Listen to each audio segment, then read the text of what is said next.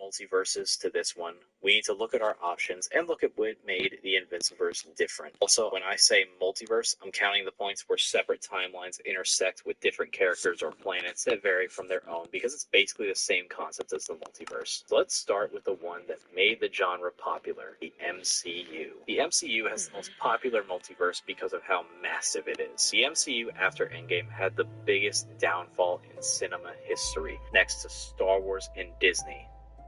I'm noticing a pattern here. But anyways, the main point is that since Disney took over Marvel, it just hasn't been the same. Every character is flat and boring. The jokes are never funny anymore. The action feels cheap despite them having a much larger budget than before. Settled score, let's go away. No smile face, no la la like chase. Me, I was crazy. I said, baby girl,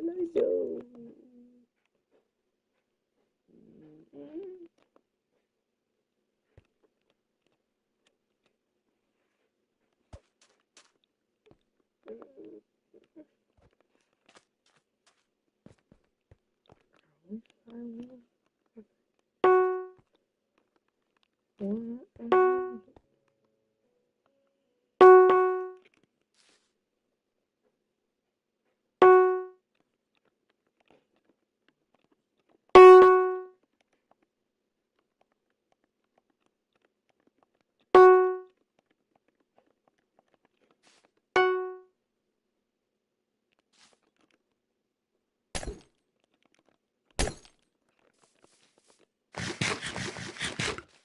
I'm so going.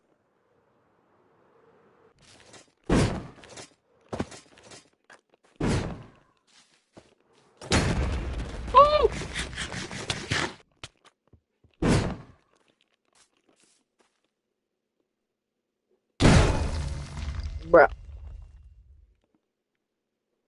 You've actually got to be kidding me. Why am I lagging so damn hard?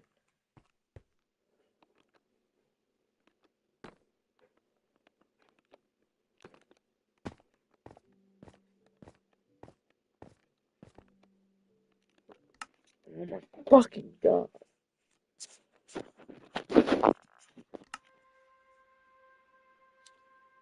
Everything just feels stale. It's like a business practice instead of a TV show or movie. It's like you could literally feel the love the directors had for the movies sucked away till all you're left with is a cash machine that we have today. But anyways, let's talk about one of the main reasons people don't like the MCU multiverse. It's too confusing. You used to have a linear story where you usually didn't have to watch previous Marvel movies to understand what's happening. The complaint before was people saying, oh, I watched Civil War but didn't understand what was happening.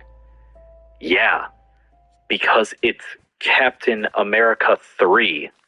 The third movie in the series. Of course, there were some movies like Thor Ragnarok where if you weren't keeping up with the series, you probably wouldn't know why Hulk is on the random planet in the middle of nowhere. You could still enjoy it for what it was because the movie does explain it later on. With the multiverse, however, you can't tell who is who because different versions of people die and are revived every other movie. Gamora, Wanda, Vision, MODOK, Kang, whose whole niche is having 1,000 different versions of stuff. Every movie that's released now is reliant on the previous movies for all the storyline. It gets confusing a lot of the time. However, Invinciverse is only used briefly as a plot point to explain who is coming and how big of a threat the other Marks are. It explains that in almost every other reality, Mark is evil and a genocidal maniac who is near unstoppable. What should I say?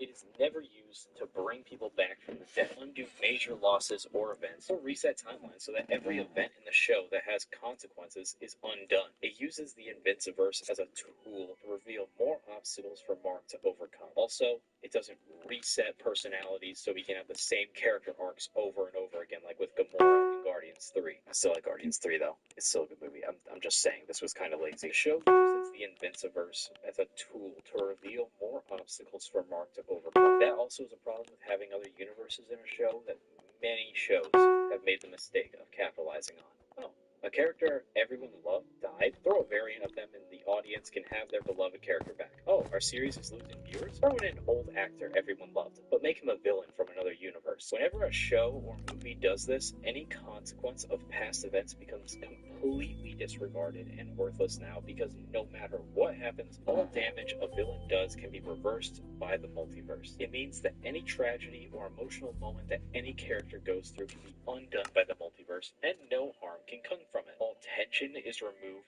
from the show or movie. All significant moments become irrelevant because it can all be boiled down to, oh, we have a problem? Let's just fix it with another multiverse that is identical to ours but without the problems from this one. That's not to say all Marvel movies handle this badly, because Across the Spider-Verse is one of the best Marvel movies ever, but the way they handled the multiverse in that movie was executed much better than this one because of one simple factor: canon events. Canon events ensure that there are consequences and guarantees that a threat is coming to the main characters that they can't just wish away with another universe. It makes sure that the consequences of actions stay permanent, and the main characters have to be careful how they handle it. Back to Invincible. Another reason this works for Invincible is because the villain has access to the multiverse and not the heroes. Because of this, the characters are guaranteed to have major consequences for their actions, and they can't just...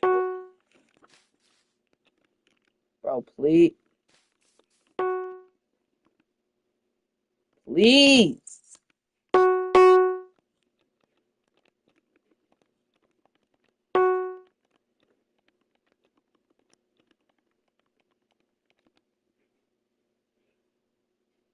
No, dude.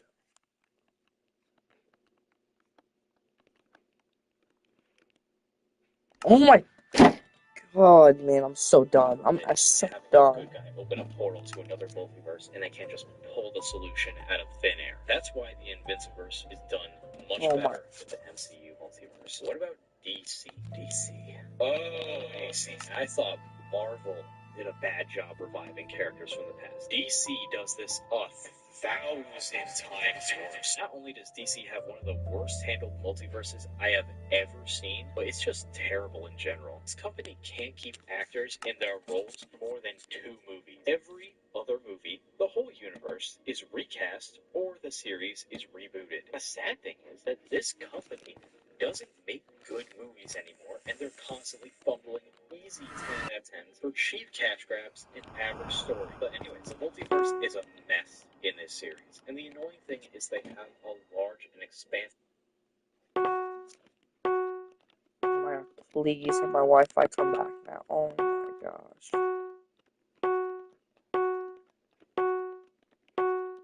Oh my God, I think it's doing it. It's doing it. I'm good.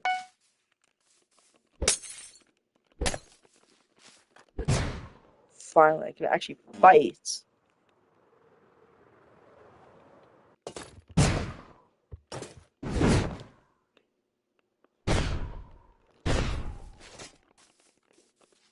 Bro's not. Bro.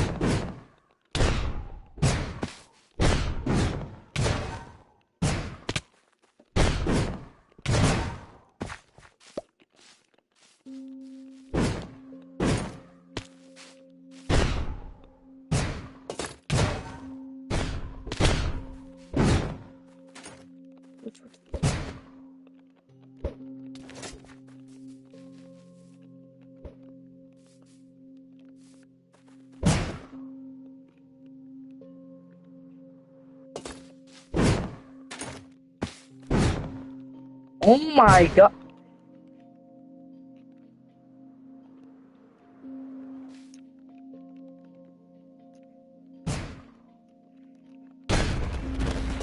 Oh my fucking God. Bet. We can do this. You want to go? Let's do it. Come on. Oh. And I'm lying again. You gotta be fucking kidding me.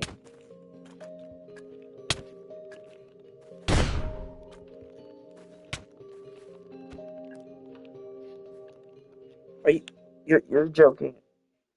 You're joking.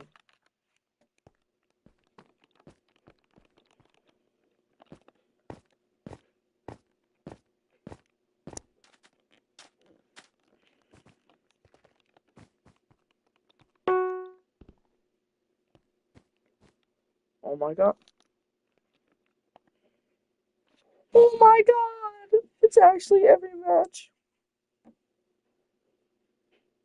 Expansive universe of so many possible Spider-Verse level stories that they could make. But instead, the most creative thing they get is Ninja Batman. The main problem